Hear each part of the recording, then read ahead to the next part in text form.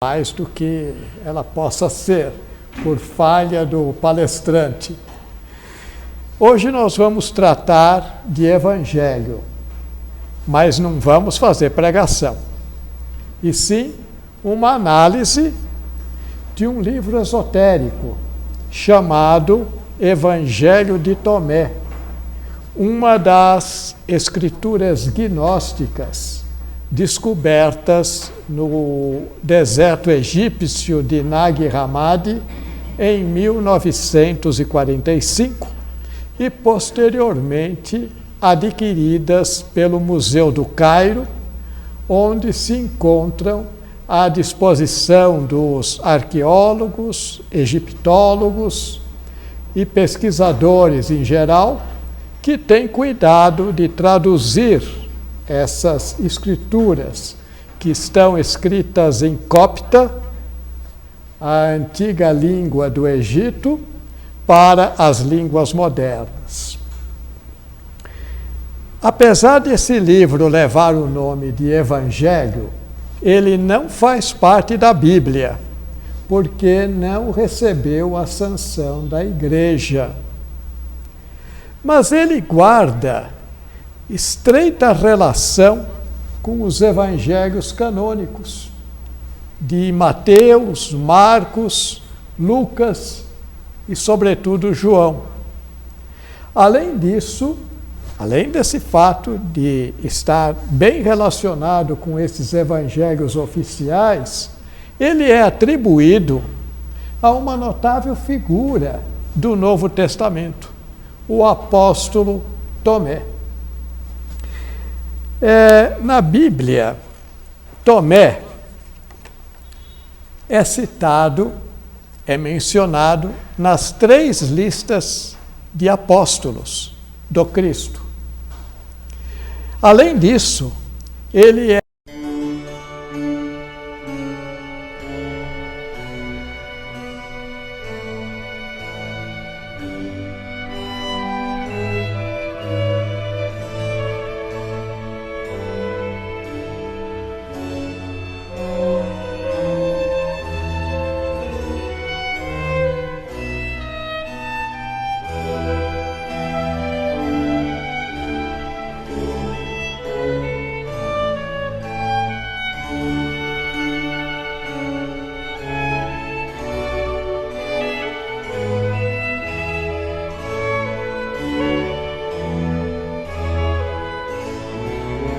milagrosa no mar de Tiberíades.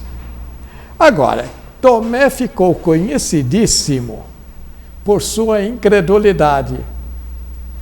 Todos conhecemos Tomé porque ele descreu da ressurreição do Cristo quando os seus colegas lhe disseram que o Cristo havia lhes aparecido e ele estava ausente. Então ele teria dito na ocasião: eu só acredito se eu ver com meus próprios olhos. Muito bem, uma semana depois, segundo o Evangelho, o Cristo ressurrecto apareceu novamente aos discípulos, estando dessa feita Tomé presente. E de imediato ele protestou a sua fé ao Mestre, dizendo: Senhor meu e Deus meu. E foi repreendido pelo Cristo, que disse assim: não sejas incrédulo, Tomé, porque me viste, creste? Bem-aventurados aqueles que não viram e creram. Bem-aventurados não são os apóstolos, os discípulos, porque aqueles viram. Mas todas as pessoas daquele tempo, dos tempos de hoje, que acreditam na ressurreição do Cristo sem que tenham visto a ressurreição. O nome Tomé é de origem aramaica. Ele era judeu, como todos os outros discípulos de Cristo na época. E significa, a palavra Tomé, em aramaico, gêmeo. Essa palavra, esse nome Tomé, vem sempre reforçado por outra palavra, Dídimo, que é uma palavra grega, que em grego também significa gêmeo. Segundo a lenda ou tradição da igreja, depois da Assunção de Cristo ou da Ascensão de Cristo, Tomé foi para a Síria pregar e também para a Índia, onde teria sido martirizado. Em ambos esses países existem igrejas em homenagem a São Tomé. Na Índia, em Madras, me parece, existe uma catedral de São Tomé com o túmulo de São Tomé. Não se sabe se São Tomé está enterrado lá mesmo ou se não, mas enfim, é uma hipótese do pessoal da Índia de achar que ele foi martirizado lá, que teria até criado uma comunidade na Índia, como fizeram os outros apóstolos em outras regiões do mundo. No sudeste da Índia, existe uma associação mística chamada Cristãos de São Tomé, que se acham, não é, descendentes de uma comunidade primitiva que teria se instalado lá na Índia e tendo sido fundada pelo próprio Tomé. Enfim, é uma lenda, é uma tradição, mas é tradição esta na qual muitos acreditam. Como as outras escrituras de Nag Hammadi, o livro de Tomé está escrito, como dissemos, em copta, a antiga língua do Egito. Portanto, não é uma obra original. É provável que esse Evangelho de Tomé tenha sido escrito originariamente em aramaico, a língua de Jesus e do próprio Tomé, ou então em grego, a língua em que foram escritos os livros do Novo Testamento. Os autores, os pesquisadores propendem para a hipótese de o original do Evangelho de Tomé ter sido escrito em grego. Por quê? Cerca de 40 anos de 1945, foram encontrados fragmentos desse evangelho em grego, num papiro helênico. Fragmentos, apenas trechos. Então se supõe que o original tenha sido escrito em grego, mas o que nós dispomos hoje é uma cópia num manuscrito, num papiro copta. Quanto à data da redação desse evangelho, os biblistas, os especialistas em Bíblia, dizem que ele data do século II. Mas os estudiosos, aqueles que cuidaram de aprofundar os conhecimentos sobre esse texto, chegaram à conclusão de que esse evangelho é muito mais antigo. Ele pode datar até do próprio século I, o próprio século de Cristo, como os outros evangelhos. Vamos citar aqui apenas a título de curiosidade, mas uma curiosidade válida, porque a nossa sociedade e a nossa palestra tem propósito meramente de pesquisa, de estudo, não é? Vamos citar aqueles estudiosos, aqueles pesquisadores que escreveram livros sobre o Evangelho de Tomé, que promoveram a tradução desse livro. Um deles é Richard Smalley, que no seu livro Gnosticismo, Esoterismo e Magia, editora Madras, diz o seguinte: a grande simplicidade de Tomé sugere uma extrema antiguidade. Talvez seja até mais antigo e próximo do próprio Cristo que dos evangelhos canônicos. Também Helmut Koster, que é comentarista da versão inglesa desse manuscrito.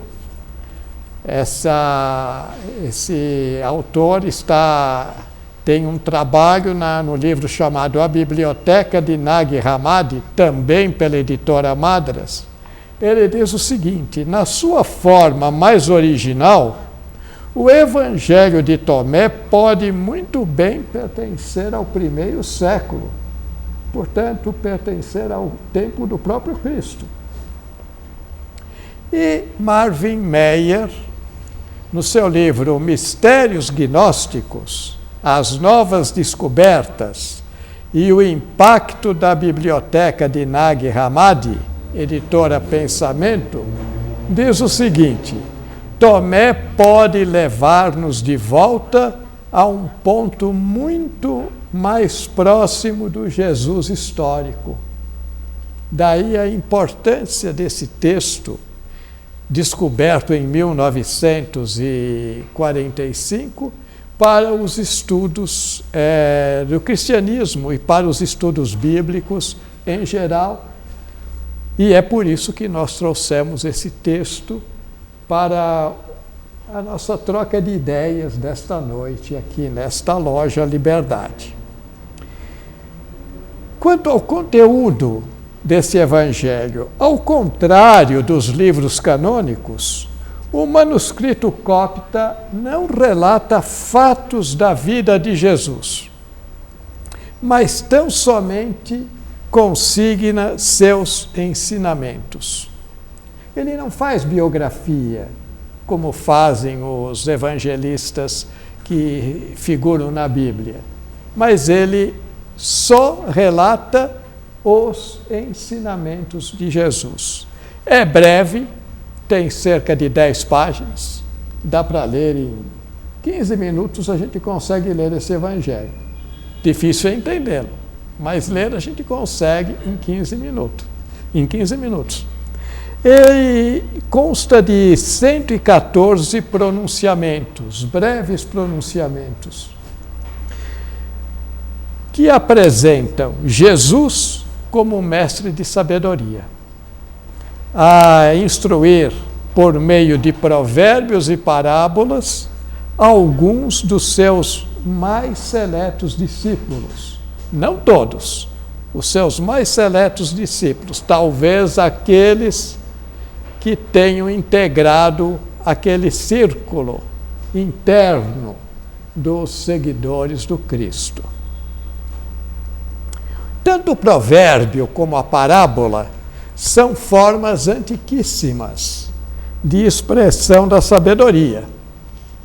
Já essas formas eram conhecidas em remota antiguidade pelos egípcios, persas, chineses, hindus e hebreus, povos que as empregaram na redação de suas escrituras.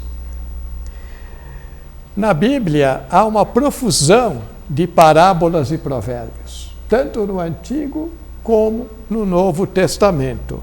Não foi, portanto, um gênero literário criado pelo Cristo e é muito anterior ao próprio Cristo. O Cristo se valeu de um gênero já bastante conhecido em sua época e bastante praticado. Essas formas de expressão se prestam muito ao magistério oral, pela fácil memorização. O provérbio, o que é o provérbio? É uma sentença sucinta e arguta, dotada de ritmo e, às vezes, também de rima. quem ouve o provérbio jamais esquece. Por exemplo, o provérbio que todos conhecemos, que está, por sinal, nos evangelhos canônicos. A César o que é de César, a Deus o que é de Deus. Em poucas palavras, disse tudo, nós não esquecemos mais. É a característica do provérbio. Eu não preciso ficar anotando, me preocupando com escrever, até porque os povos antigos tinham dificuldade na escrita. Não eram todos que sabiam escrever e ler, apenas os mestres, os sábios, os poetas, mas a grande maioria das pessoas era semi-alfabetizadas, tinham uma instrução apenas suficiente para o dia a dia.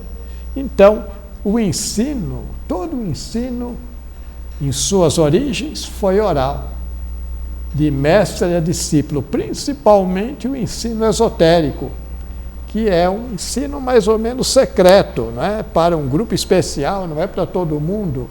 Essas duas formas se prestavam muito bem a isso, tanto o provérbio como a parábola. Um outro provérbio que a gente não esquece: nem só de pão vive o homem. Numa frase tão pequena, disse tudo. Ao bom entendedor, né, que o provérbio se destina da mesma forma como a parábola ao bom entendedor, porque aquele que não entende não vai entender nem com 1000 palavras.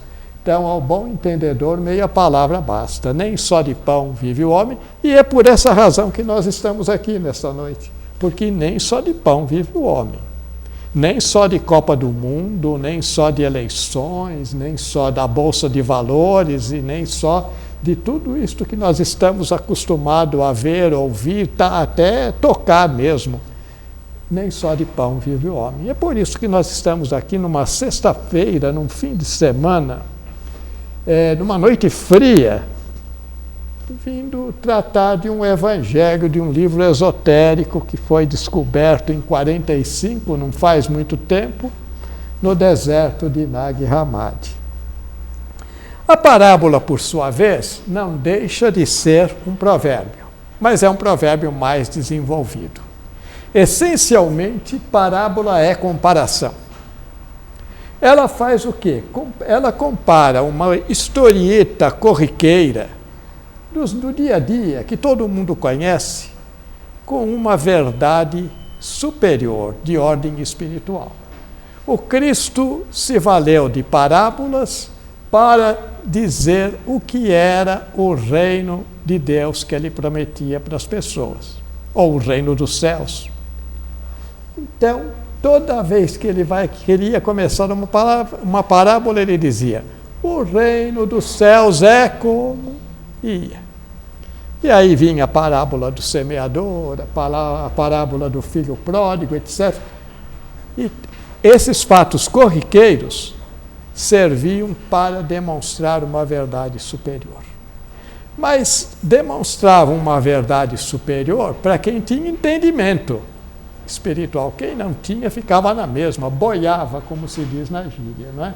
Porque não conseguia entender. E por isso mesmo que o Cristo explicava em particular para os seus discípulos, como nos dizem os evangelhos canônicos, que em particular ele explicava, interpretava as parábolas que ele mesmo proferia. No Evangelho de Tomé, alguns provérbios e algumas parábolas são de outros evangelhos, que nós encontramos em outros evangelhos também. Por exemplo, um provérbio que se encontra em outros evangelhos: se um cego guia outro cego, ambos caem no abismo. Outro provérbio, que também consta dos outros evangelhos: a colheita é grande, mas os trabalhadores são poucos.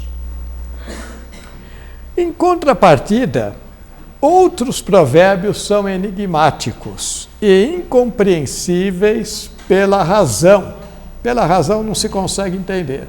Apesar de os analistas e comentaristas fazerem extensos comentários a esses enigmas, com várias hipóteses interpretativas, mas pela razão não se consegue entender. Por exemplo, o fragmento 7, que diz assim: bendito o leão comido pelo homem, porque tornar-se-á homem. Bendito o leão comido pelo homem, devorado pelo homem, porque tornar-se-á homem. E o fragmento 14: se jejuardes, pecareis contra vós próprios. Se orardes, sereis condenados. Se derdes esmolas, levareis malefícios ao vosso espírito. Difícil de entender, não é? Pela razão, nós não conseguimos entender. E eu peguei mais um aqui. Vejam, esse até que a gente, fazendo um esforço, entende. Abençoado é aquele que veio à vida antes de vir à vida. Eu proponho que os senhores meditem sobre este, especialmente sobre este. Abençoado é aquele que veio à vida antes de vir à vida. É um pensamento para os confrades levarem para casa e meditar sobre eles. Com toda certeza, esses provérbios enigmáticos que estão no texto de Tomé visavam desenvolver a intuição nos discípulos.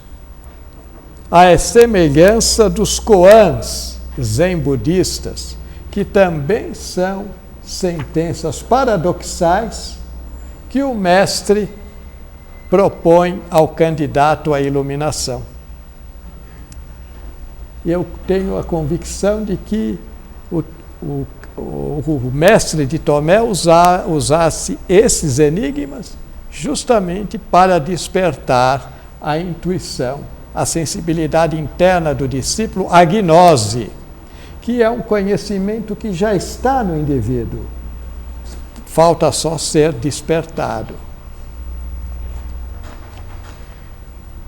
Com referência às parábolas, há pelo menos 6 parábolas que constam também dos outros evangelhos, como a do filho pródigo, né? Tão famosa, do filho pródigo, a do homem rico, a do trigo e do joio, a do senhor da vinha, a da ovelha perdida. São todas parábolas conhecidas, estão nos outros evangelhos oficiais e constam também com pequenas variações do Evangelho de Tomé.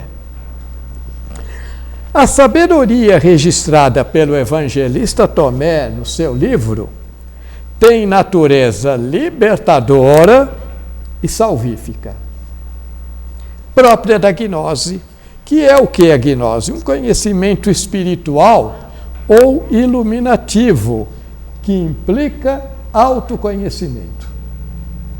Gnose é esse conhecimento iluminativo que implica autoconhecimento, ou seja, conhecimento da natureza divina da própria alma, da natureza espiritual da própria alma. A alma compartilha da divindade por ser espiritual, como a divindade. E esse conhecimento, então, liberta o homem de sua ignorância quanto à sua verdadeira identidade. Porque, normalmente, o que nós nos consideramos? Todos nós nos consideramos normalmente. Nós nos consideramos um ego, um corpo físico, não é isso? Um corpo material dotado de vida. Quando eu penso no Sérgio, que é esse nome que eu recebi, eu penso em mim nessa figura que eu estou hoje. Penso em mim. Eu não vou me lembrar de algo abstrato, de espírito, de alma. Eu penso em mim. Não é assim que nós... Por mais que a gente se espiritualize, a gente continua com aquela primeira ideia que nós fazemos de nós mesmos, que a criança faz por volta de 1 ano, quando afirma a sua personalidade dizendo eu. Quando a criança manifesta esse eu, é porque ela já sabe que ela existe, independentemente de seus pais, porque até então ela se achava parte dos pais. Ela não tinha noção de que era um ser agente, um sujeito que podia agir. Mas ela aos poucos vai vendo o quê? Que ela se mexe frente a um espelho, frente a um reflexo qualquer, ela vê o seu pé, a sua mão, brinca com os seus membros todos. Então ela vê, bom, eu sou isto aqui, eu sou um corpo. E esse conceito continua, acho que até a gente morrer continua, mesmo a gente se espiritualizando, a gente sabendo que é alma, etc. e tal, mas esse conceito, quando vocês pensam em cada um de vocês, vocês vão pensar na sua configuração física. Estou dizendo algum absurdo ou não? Acredito que não. Não é? Pois é, então essa gnose do Evangelho de Tomé liberta o homem de sua ignorância quanto à sua verdadeira identidade e o salva da materialidade do ego, que é o aspecto mortal do ser humano. Por isso, a salvação que o Mestre Jesus de Tomé propõe nesse Evangelho não é a sua morte na cruz. Não é uma salvação que vem de fora, mas é uma salvação que vem de dentro.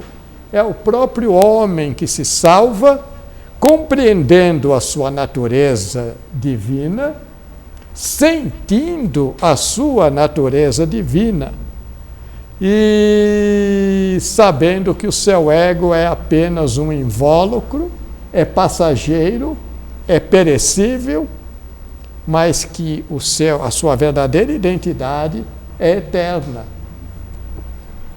Então, salva-se então aquele que se desapega das coisas materiais e vive como filho da luz.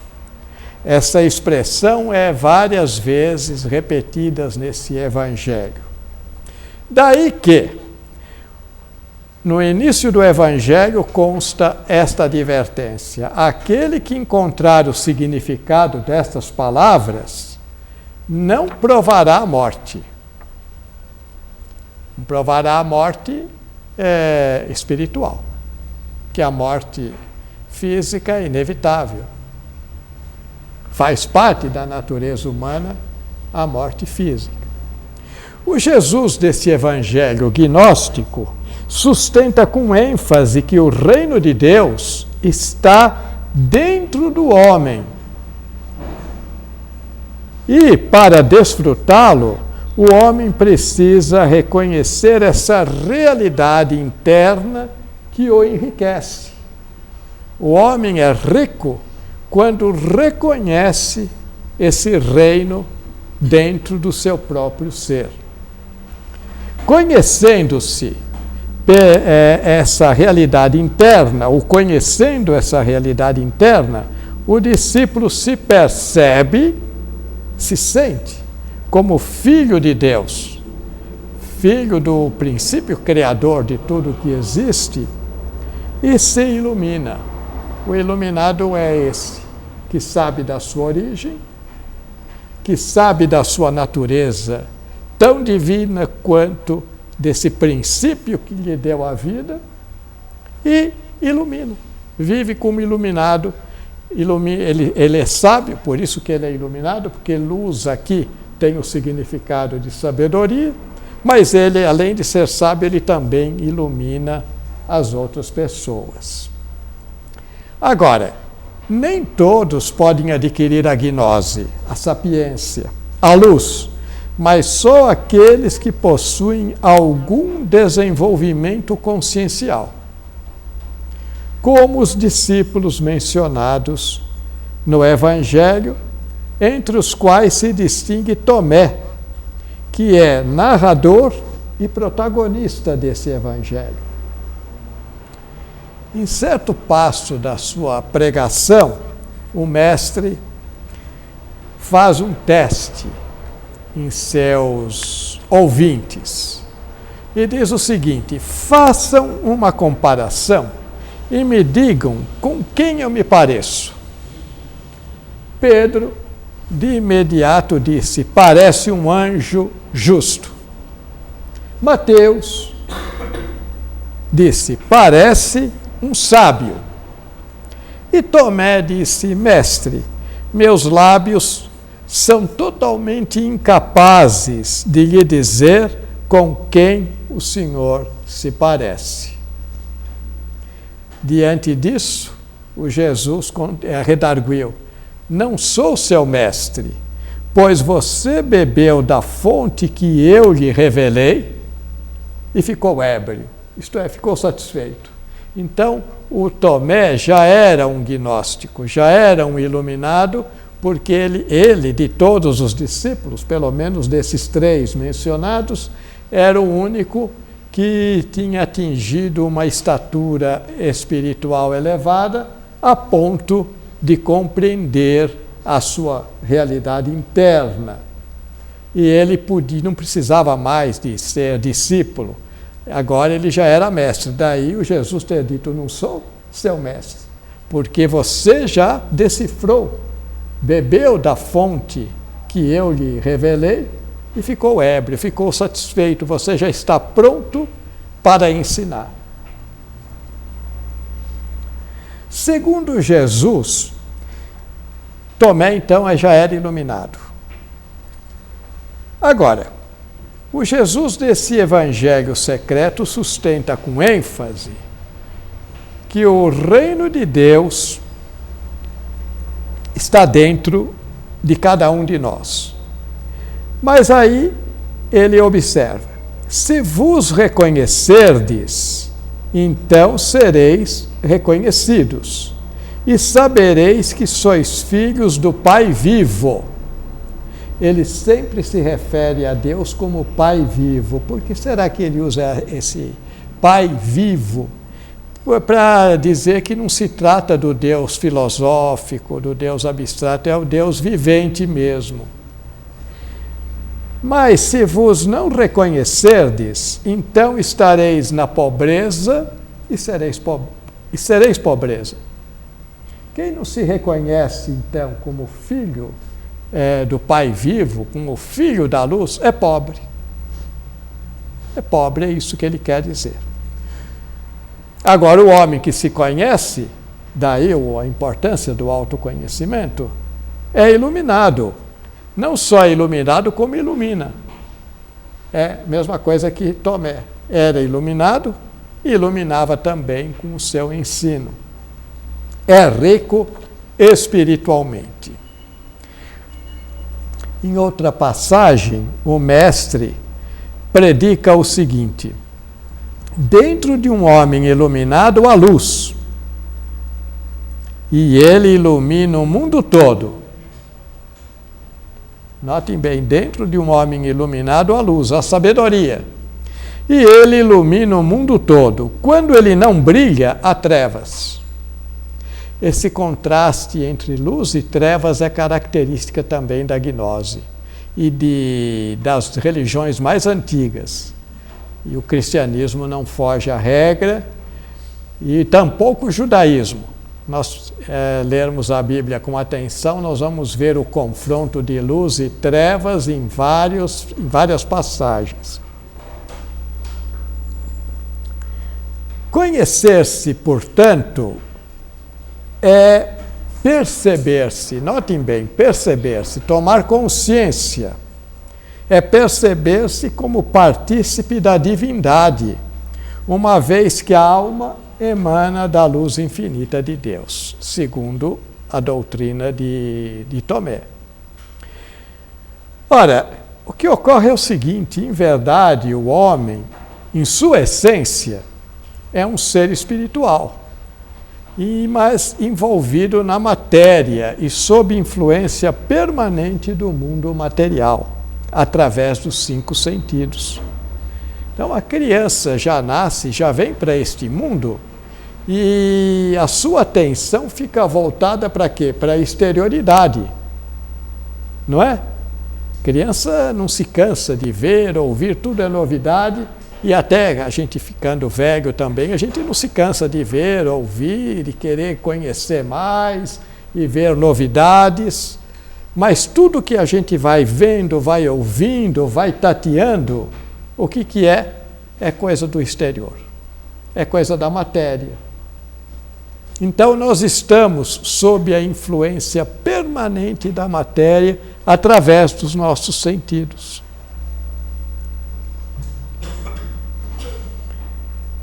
Para que se possa compreender a essência, o que é necessário? É necessário cultivar a sensibilidade interna ou intuição. Que qualquer dia nós temos que promover um curso desses aqui, Osmar, um curso sobre a intuição, como desenvolver a intuição, há técnicas para isso, e há uma farta bibliografia sobre a intuição. Filósofos e psicólogos já de longa data discutem a natureza da intuição. O que é a intuição?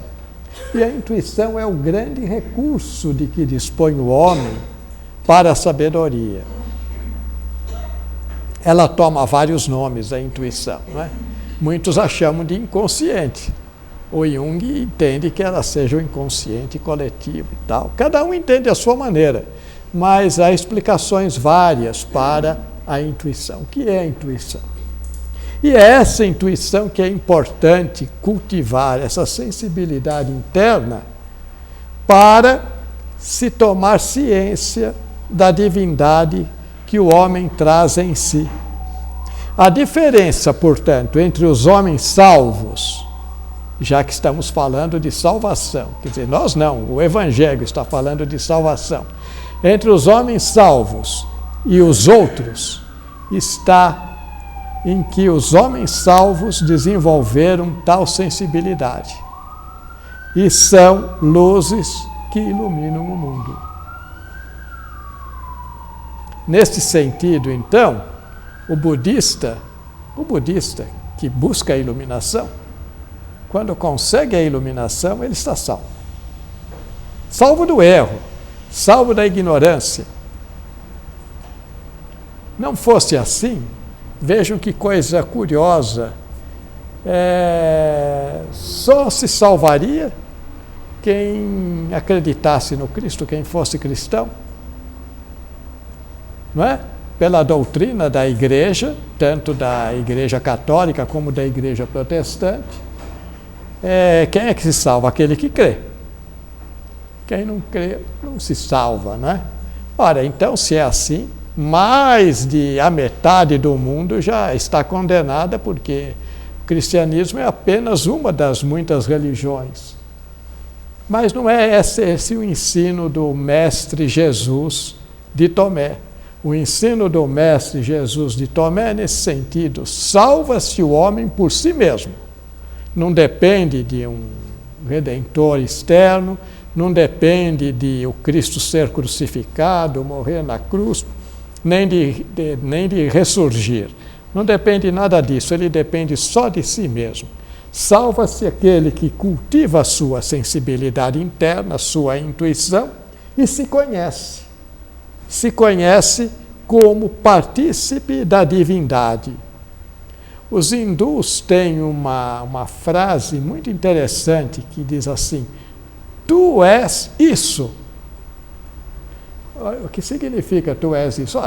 Tu és o Deus que você está estudando. Quando a pessoa se ilumina, ela chega a essa conclusão: o Deus sou eu. O Deus somos nós. O Deus não é uma pessoa separada de tudo aquilo que existe no mundo. Esse ensino gnóstico não destoa dos evangelhos do Novo Testamento. No quarto evangelho, o famoso evangelho de São João, que é o que mais se aproxima do evangelho de Tomé, e que também pode ser considerado um evangelho gnóstico, ele é diferente dos outros 3 evangelhos, não é? Esse quarto evangelho diz: eu sou a luz do mundo. É sabedoria. Eu sou a luz do mundo. Quem me segue não andará em trevas. Pelo contrário, terá a luz da vida, a vida espiritual. Quem me segue não andará em trevas, pelo contrário, terá a luz da vida.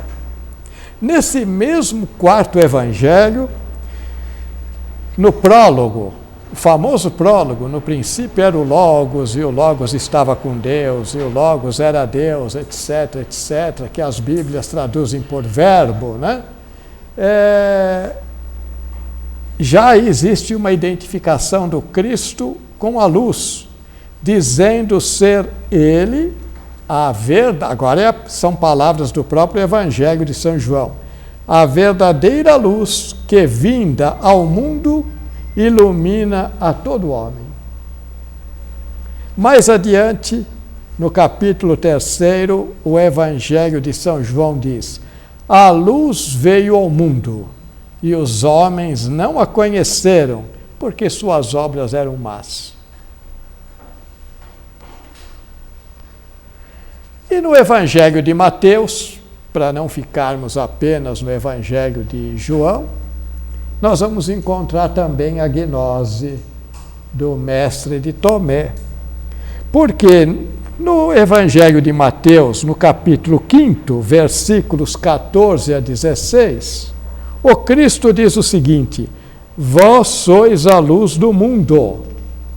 Assim, brilhe também a vossa luz diante dos homens, para que vejam vossas boas obras e glorifiquem a vosso Pai que está nos céus. Notem, prezados confrades, que a retórica é a mesma. Tanto desses evangelhos canônicos, que a Igreja aprova como palavra de Deus, como evangelhos oficiais da Igreja, a retórica é a mesma que se encontra nesse evangelho tido como apócrifo, atribuído ao apóstolo Tomé. A retórica não é diversa, o conteúdo não destoa.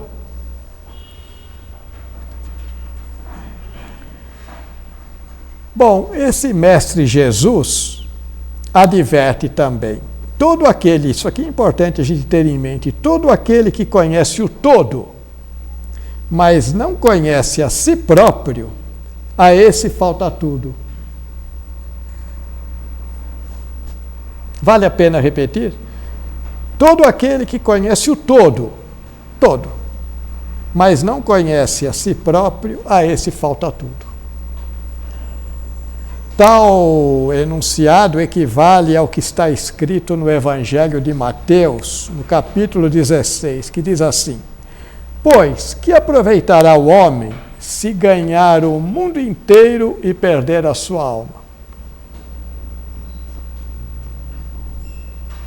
O ensino é praticamente o mesmo, com outras palavras. Então, o que acontece? A cultura, o saber escolar, a erudição, é um nada, se não incluir o autoconhecimento, que é o conhecimento da própria realidade interior, que é a mais valiosa de todas as riquezas que o homem possa possuir. E, normalmente, essa mais valiosa riqueza nós não temos porque nós descuramos do nosso autoconhecimento. Nós estamos quase sempre voltados para o exterior e esquecemos de ir para o nosso interior. Agora, os grandes místicos de todos os tempos sempre se voltaram para o seu interior. E, em se voltando para o seu interior, descobriram a sua natureza divina e se uniram. Essa aqui é uma figura de linguagem. Se uniram a essa natureza divina e passaram a viver como se fossem deuses no mundo material. Isso aconteceu especialmente com Santa Teresa de Ávila, que no seu livro O Castelo Interior narra os 7 passos que ela deu para conhecer a si mesma e encontrar no mais profundo de sua alma o Espírito, o Eu superior, o Deus, a divindade, e se unir a esse Deus, fazendo com que o seu ego, que não é para ser extinto o ego não é um mal. O ego é o executivo da personalidade. Nós precisamos do ego para subsistir neste mundo material.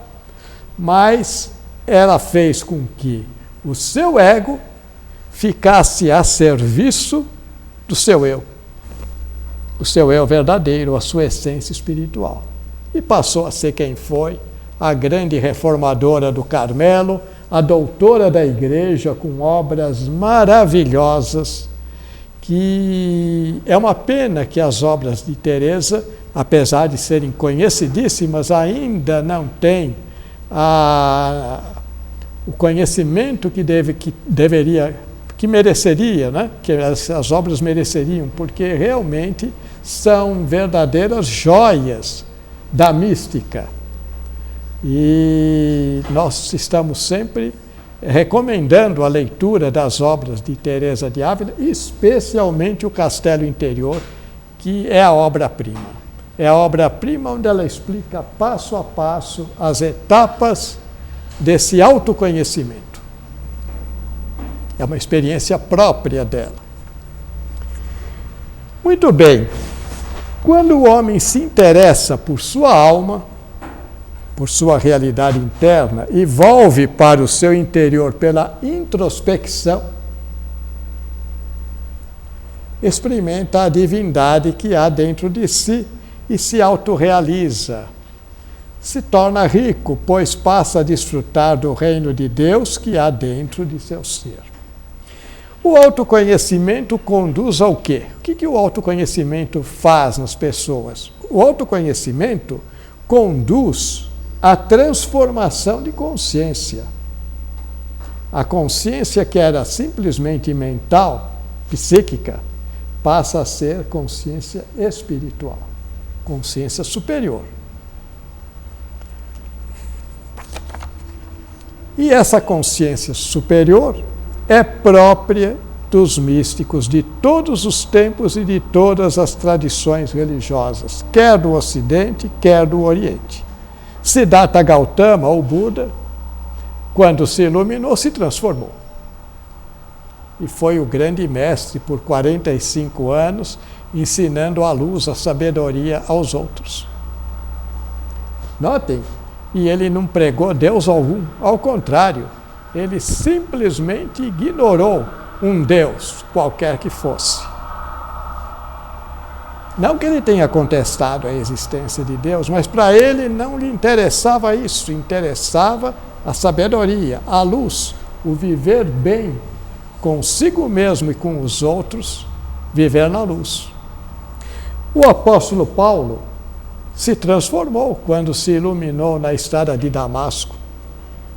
Ele era o quê? Ele era judeu, aferrado à letra, um grande estudioso da Bíblia, talvez o maior conhecedor da Bíblia judaica do seu tempo.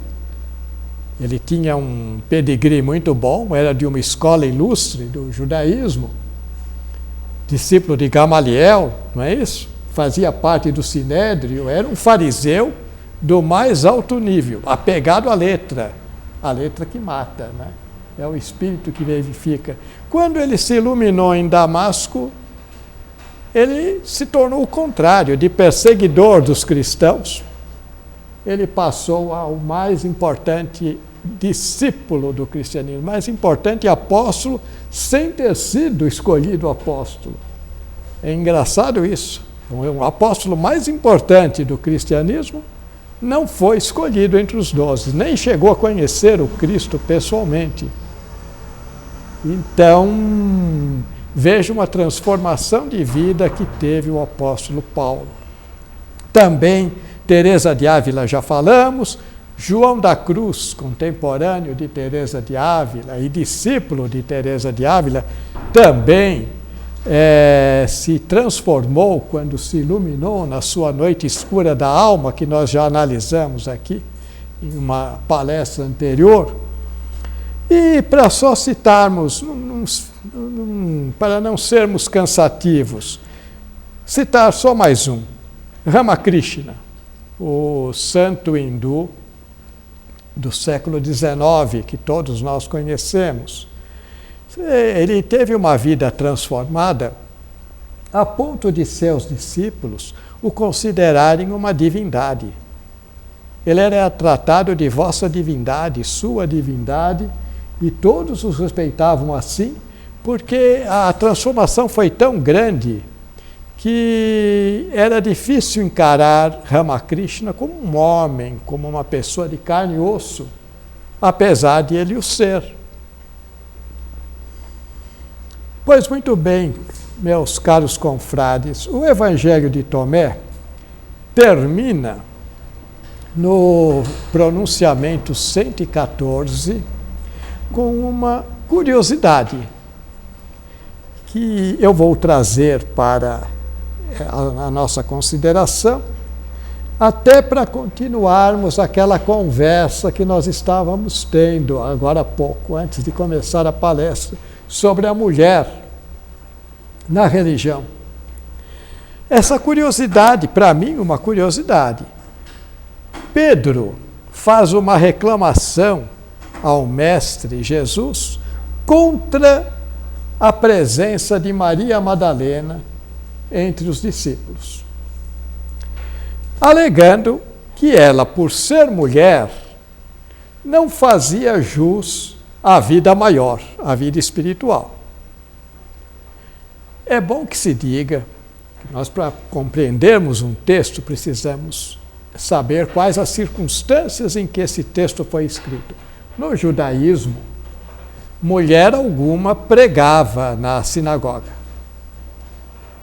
Naqueles tempos, não sei hoje, mas naqueles tempos bíblicos, mulher não tinha vez e não tinha voz. Era vez e voz, não é?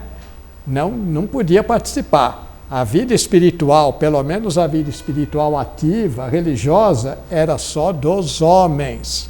Os homens é que podiam se reunir na sinagoga e não só poderiam, mas deveriam ler as escrituras sagradas, comentá-las com os seus colegas, discutir, tudo bem. Era esse o costume da época. Então, o Pedro, que era judeu, que estava acostumado com a sinagoga, disse, olha, mas não é certo Maria ficar aqui sempre no meio da gente, porque ela é mulher. E mulher não faz jus a participar dessa vida espiritual, religiosa. Muito bem, ao que o Mestre Jesus respondeu dizendo que no mundo espiritual, e aqui que está a importância, não há diferença entre homens e mulheres. Não há diferença entre homens e mulheres, todos são bem-vindos ao mundo espiritual. Não há diferença de sexo. E aí ele comentou o seguinte, eu mesmo devo dirigi-la para que ela também se torne um espírito vivo como os homens, quer dizer, como os discípulos que seguiam ao Mestre Jesus. Pois toda mulher que fizer de si mesmo um homem, isto é, um ser espiritual, entrará no reino de Deus. Então, esse último fragmento é muito importante porque valida a presença da mulher na espiritualidade. E, por sinal, isso se vê nos evangelhos canônicos, porque o Cristo teve várias discípulas nos evangelhos canônicos. Ao pé da cruz, por exemplo, estavam mulheres, várias mulheres e só um homem. Só um discípulo dele, o apóstolo João. Certo? Esse é um fato que está narrado nos evangelhos oficiais. Mas as mulheres sempre estiveram presentes na vida do Cristo, sempre o acompanharam, especialmente Madalena, que é uma figura de muito destaque. E assim se encerra o Evangelho de Tomé. Obviamente, a nossa palestra não pretende fazer uma análise completa do livro de Tomé, nem teríamos condições de fazer isso. Mas é apenas um convite para lerem o Evangelho de Tomé. Aqueles que ainda não o fizeram, não percam a oportunidade de ler este livro esotérico de alta sabedoria. É verdadeiramente um tesouro de sabedoria, independentemente de quem tenha sido o autor desse livro. Esse livro não vale pela autoridade do seu autor, mas vale pelo seu conteúdo, que é um conteúdo iluminativo de sabedoria. Essa é a sabedoria do sábio Jesus, que Tomé preservou aos pósteros nesse seu livro secreto. E com isto, nós encerramos esta palestra, colocando-nos à disposição para perguntas dos confrades, para complementos, principalmente para complementos ao que ficou faltando nesta palestra, e ficou faltando muita coisa, e também para contestações habituais. Nós estamos aqui para isso. E agradeço desde já a atenção que me dispensaram, e vamos para a segunda parte, através das perguntas, que é justamente a parte, no meu modo de ver, mais importante de uma palestra, porque nós aprendemos muito mais com as dúvidas que os ouvintes levantam, porque as dúvidas dos ouvintes são as dúvidas de todos nós. E com isso, então, nós estamos à disposição dos senhores. Muito obrigado pela atenção que dispensaram.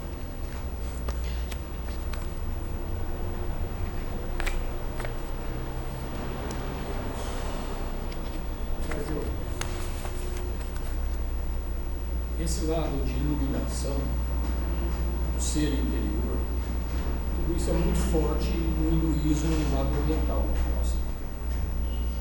Mas a gente nota que no cristianismo também tem isso aí, que é a própria gnose. Mas ela praticamente não é pregada, ela não é divulgada de uma forma muito forte. Mas eu entendo que no princípio do cristianismo, esses princípios gnósticos eram a prática do dia a dia. Eram a prática do dia a dia. Então, você saberia, dentro daquilo que você já pesquisou, onde houve essa perda desse cristianismo original? Sim. O confrade Osmir disse muito bem que quando se fala em iluminação, pensa-se logo nas facções orientais, não é? Nas religiões orientais. E no cristianismo não se fala muito em iluminação, nem se cultiva pelas religiões que o cristianismo deu margem, não é isso? No entanto, a iluminação está presente no cristianismo desde as suas origens. Quando que essa iluminação foi afastada? Não é isso que você perguntou? Quando ela foi afastada do cristianismo? Bom, os gnósticos eram justamente, ou foram, os cristãos talvez mais antigos. Esses gnósticos eram cristãos, eles não se intitulavam gnósticos propriamente, eram cristãos, mas cristãos que buscavam a gnose, ou seja, o conhecimento, a iluminação. E onde surgiu essa ideia de gnose? Gnose, como nós sabemos, é palavra grega, vem de tempos imemoriais. Com o passar do tempo, gnose passou a significar não todo e qualquer conhecimento, mas o conhecimento esotérico, espiritual, superior, iluminativo, especialmente depois de Pitágoras. E aí os outros passaram a usar nesse sentido mais esotérico, e essa palavra gnose consta daquela famosa sentença estampada no templo de Delfos: Gnoscite autum, conhece-te a ti mesmo, que o Sócrates pegou como lema de sua pedagogia, mas já existia há muito tempo antes de Sócrates, e a frase toda diz mais ou menos assim: conhece-te a ti mesmo e conhecerás os deuses e o universo. Quer dizer, quem conhece a si mesmo conhece tudo. E o que está dito aqui no Evangelho de Tomé, por sinal, né? Muito bem. Esses primeiros cristãos gnósticos buscavam a luz, buscavam o autoconhecimento dentro do cristianismo, dentro dos ensinos que o Cristo proferiu. Porque o Cristo também proferiu esse tipo de ensino de autoconhecimento para os seus discípulos. É que isso está meio camuflado nos evangelhos oficiais. Está declarado com todas as palavras no Evangelho de Tomé e em outros evangelhos gnósticos que foram encontrados em Nag Hammadi. Quando que os gnósticos foram afastados da igreja? Porque eles foram afastados da igreja. Quando a igreja chamada apostólica, não é? E predominantemente elitista, se uniu ao Estado. E aí passou a ditar regras, porque na origem não havia uma unidade da igreja, havia comunidades. A comunidade de Pedro, que eu não sei onde é que foi parar, mas a comunidade de Mateus, a comunidade de João, e assim por diante, de outros apóstolos também que vieram depois desses. Cada um fundava a sua igreja, cada igreja era uma comunidade. De repente, algumas dessas igrejas se uniram ao Estado romano, ao Império Romano, não é isso? E nesse momento começaram a perseguir aquelas que não aceitaram essa união. Dentre elas, os gnósticos.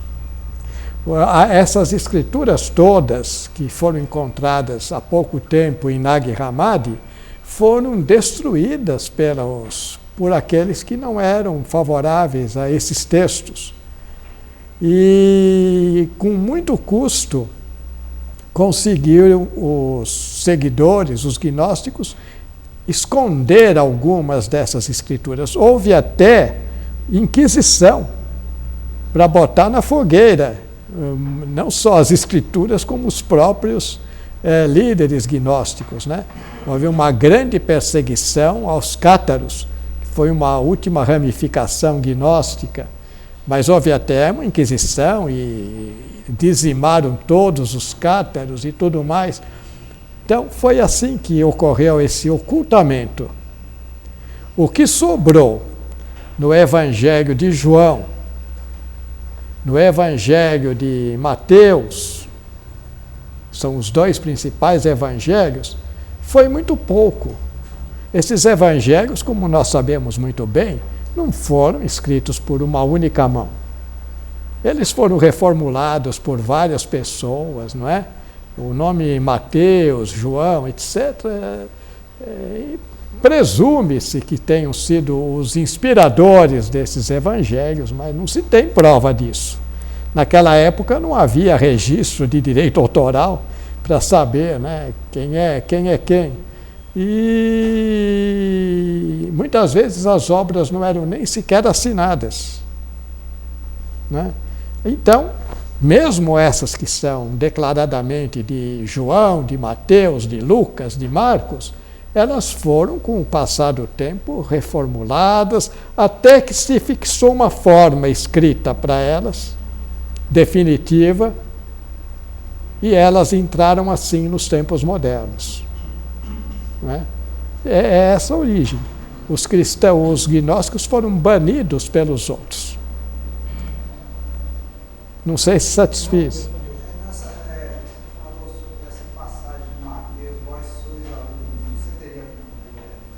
Sim.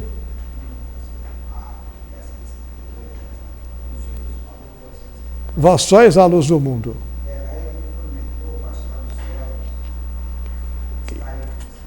Está em Mateus. Quer que eu repita? Pois não.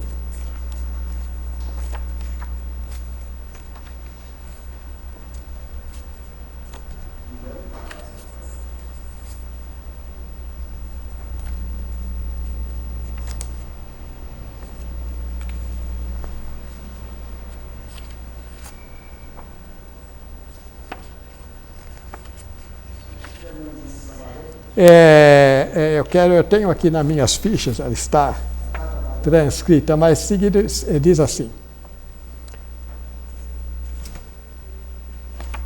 Vou achar. Pode ficar sossegado que eu acho. Vós sois a luz do mundo. Assim brilhe também a vossa luz diante dos homens, para que vejam vossas boas obras e glorifiquem a vosso Pai que está nos céus. Está no capítulo 5 de Mateus, versículos 14 e 16.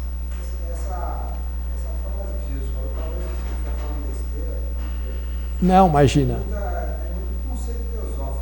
Ah, sim.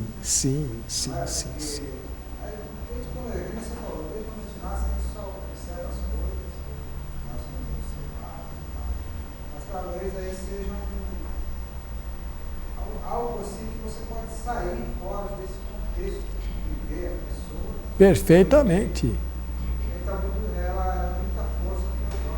Sim. Por sinal, e por falar nisso, teosofia e gnosticismo estão muito ligados. Teosofia é sabedoria divina. Gnose também é sabedoria divina. Porque acho que falando nesse conceito aí, as pessoas estavam muito pregadas no ego, né? Sim. Claro. Ele tinha, Jesus tinha que fazer as mediações, porque ele falava, era o mestre. Perfeito. As pessoas comuns, não era pescador, Perfeito. E esse texto de Mateus, no meu modo de ver, é até mais importante do que o texto de João, porque esse texto fala diretamente, diz diretamente, que os seus seguidores são a luz do mundo. E, portanto, as obras de cada um de nós devem brilhar, para que o mundo as veja e glorifiquem a Deus, não é? Que tudo que nós fizermos com iluminação, nós estamos fazendo para a maior glória de Deus. Não somos nós, não é o nosso ego que está fazendo.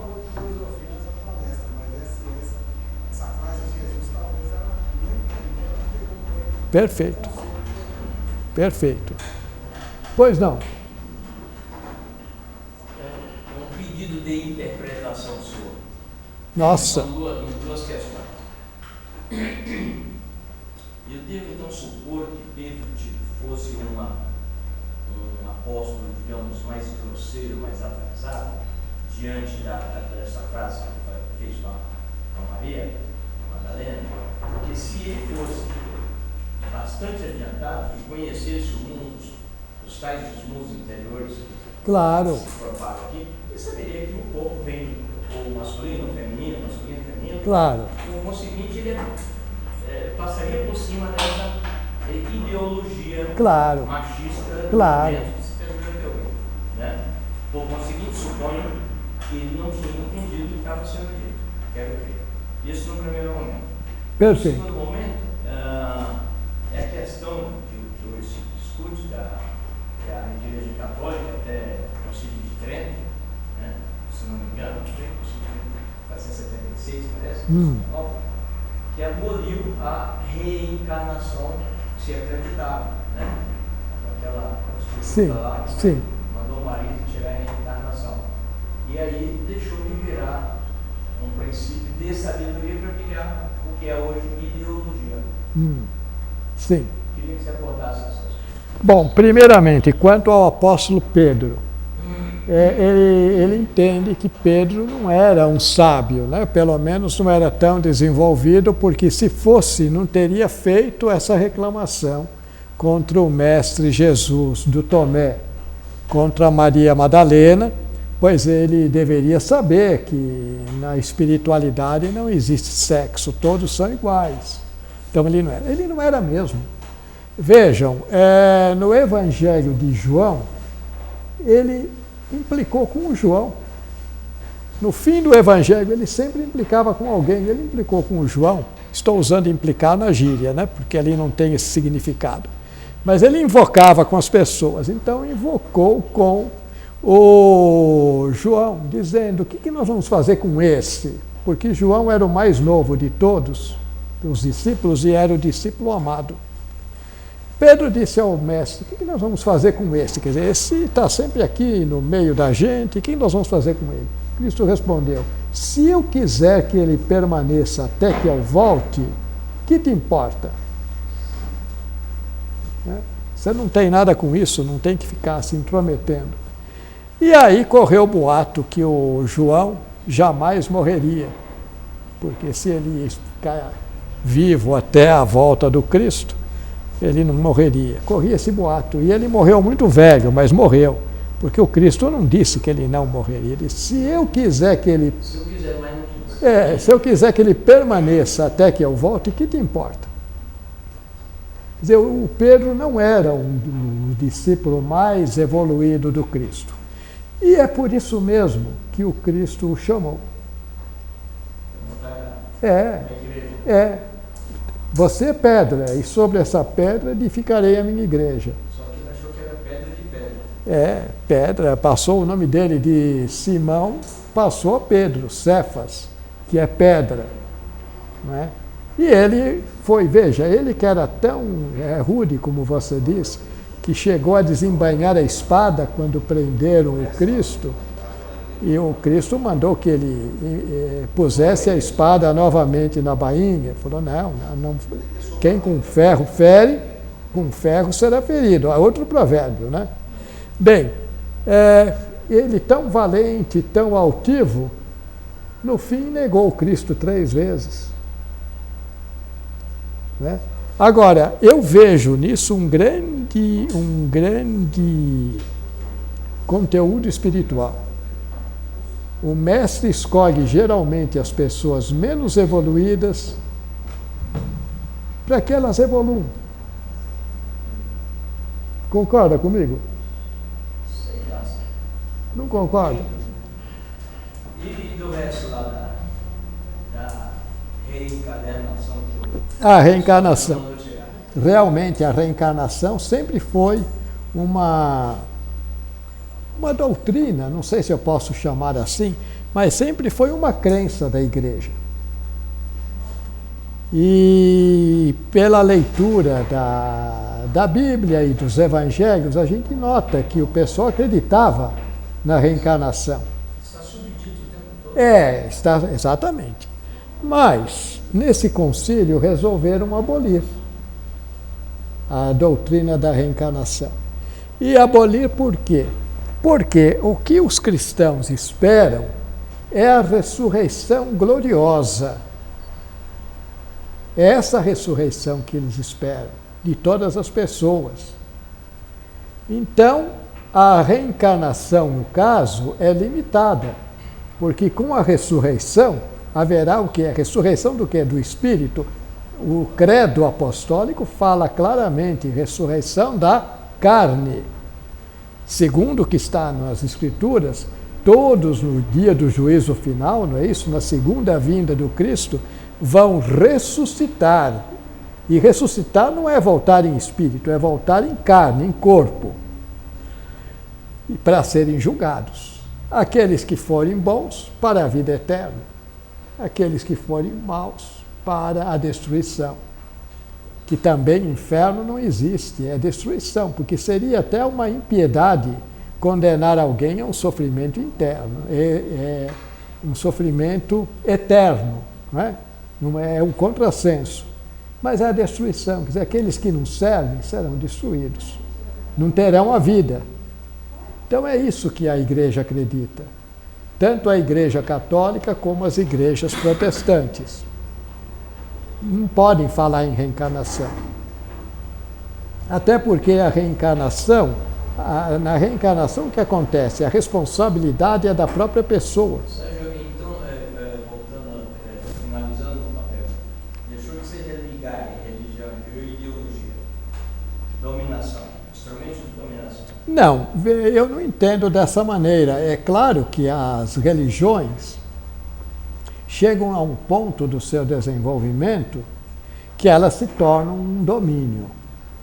uma ditadura. O poder é inerente a todas as instituições. Não só as instituições cristãs, mas as instituições, até as instituições hinduístas. Não é? Nós não podemos pensar que isso seja defeito de uma determinada facção. O poder é algo que modifica as pessoas.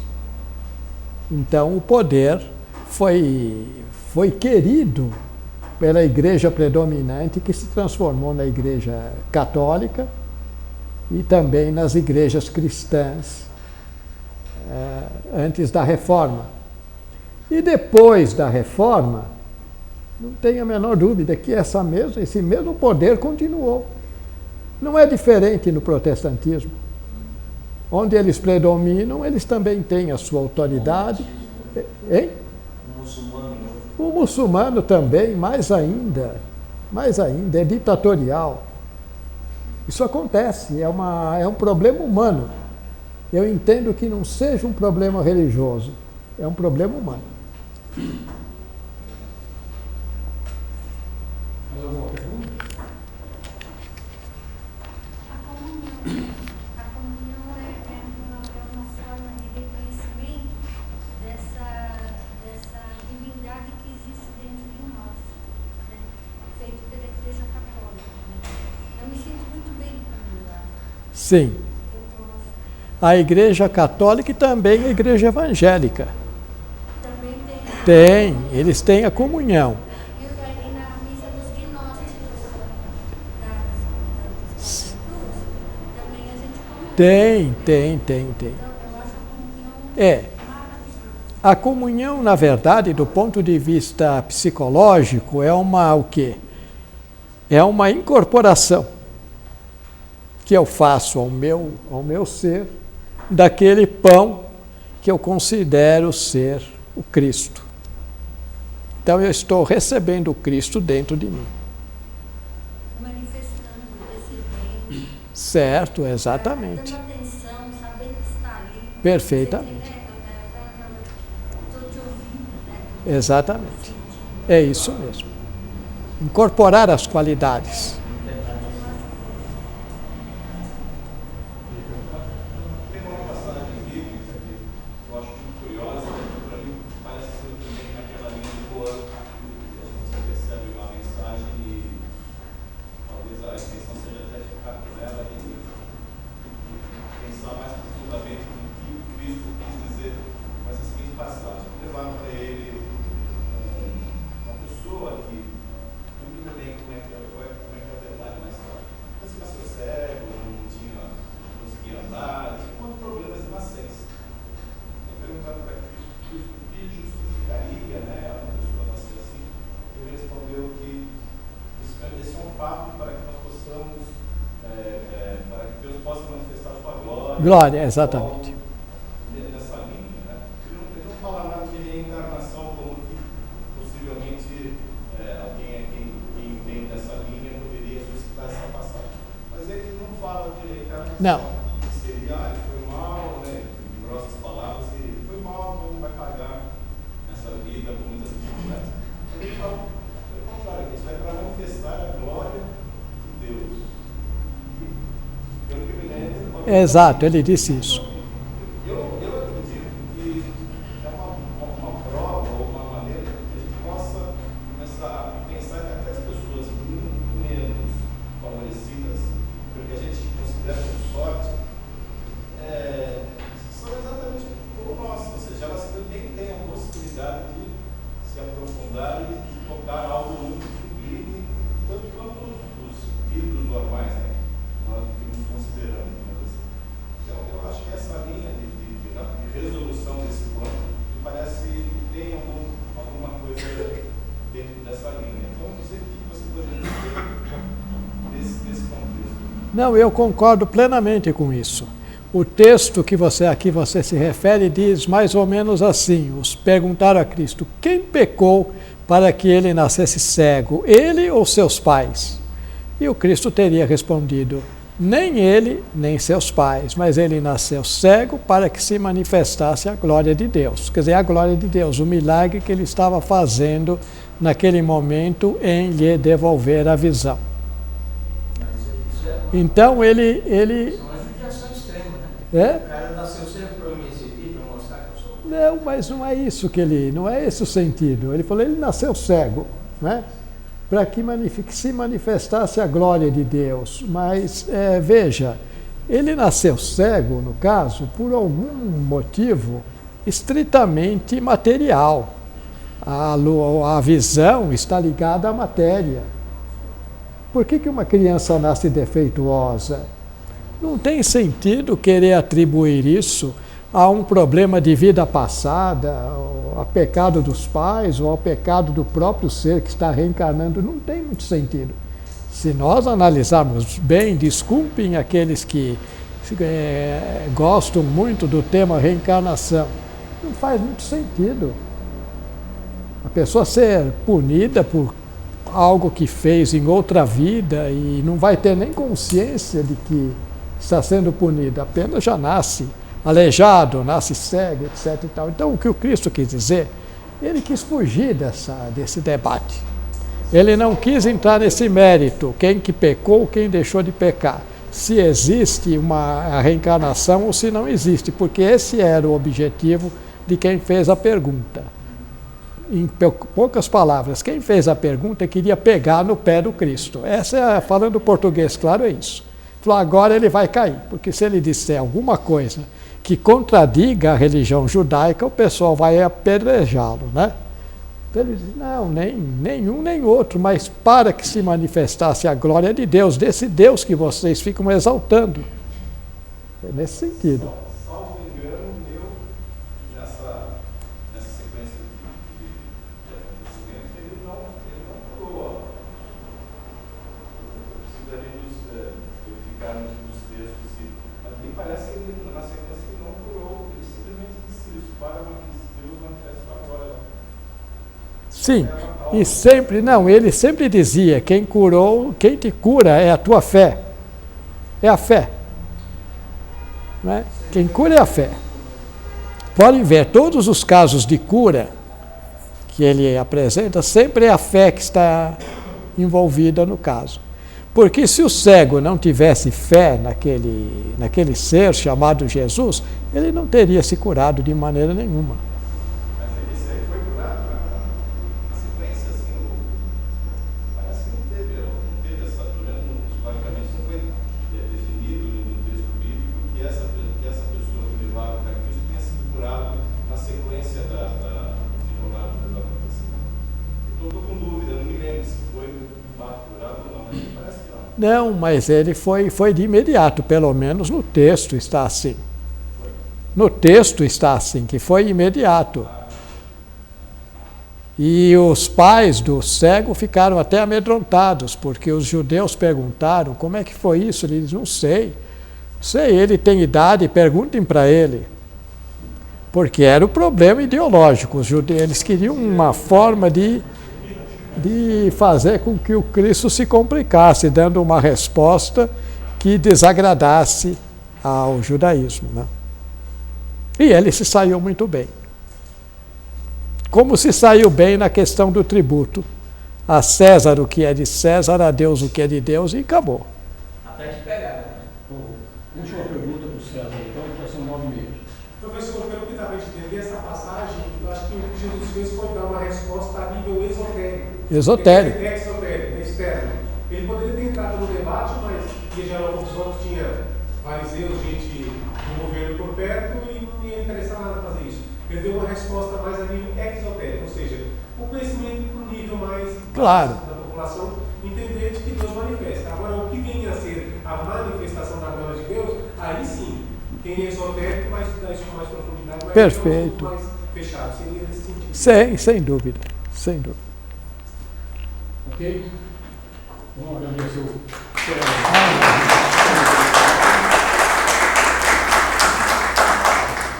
E na semana que vem, nós vamos ter aqui a palestra lá no culto do corpo físico.